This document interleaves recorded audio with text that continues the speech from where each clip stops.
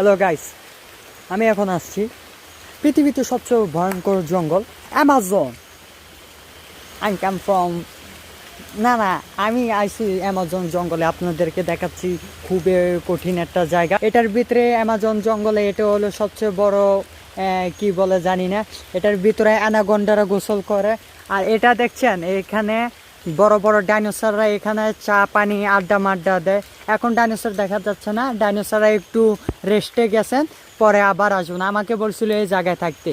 দেখছেন কি সুন্দর, ও মাই গড, অনেক সুন্দর সুন্দর জায়গা এটা।